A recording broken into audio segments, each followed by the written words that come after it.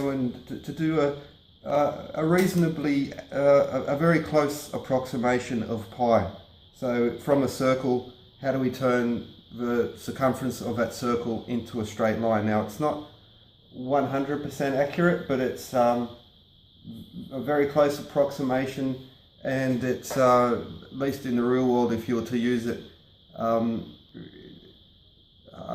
except for the most detailed engineering, I suppose, it would come very close to within, would be an acceptable approximation, because really all pi is, being a transcendental number, it's always going to be an approximate in theory. So here we have our circle, and so now I want to turn this into a straight line, and to do that it's just, always a similar method. We're going to use a vesica, and I've done some videos on similar topics, how we can use this same basic construction to create a perfect phi ratio and pentagram and many other things. But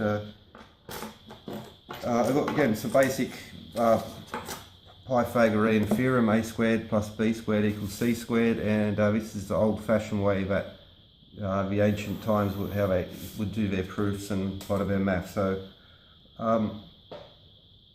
now first I'm going to define this as 1.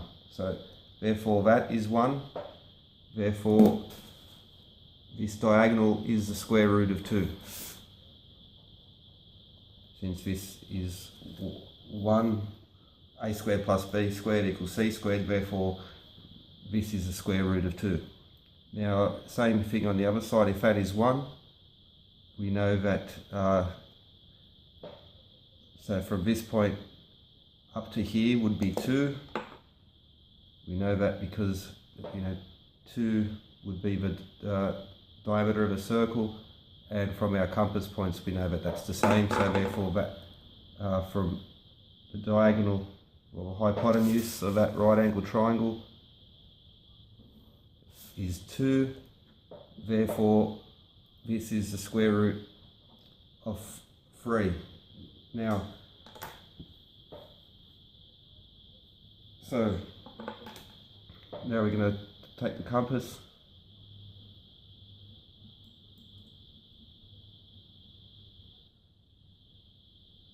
and we have a square root of 2. Now I'll mark that out.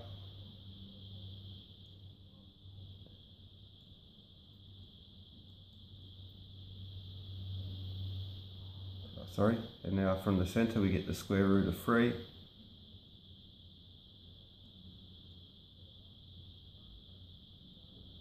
And if I was to add that to here,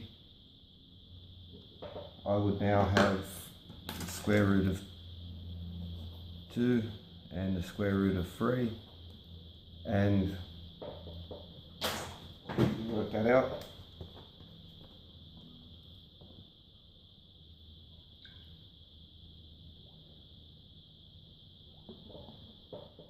So square root of 2 plus square root of 3 equals 3.146264399. Now subtract pi, so we're 0.0046717.164 from the value. Now that would be the radius of 1, and so it's just really a matter of doubling it, or you could call that tau. So it's just double it, whatever, and you'll get your proportion. So just to be sure, and point it. So therefore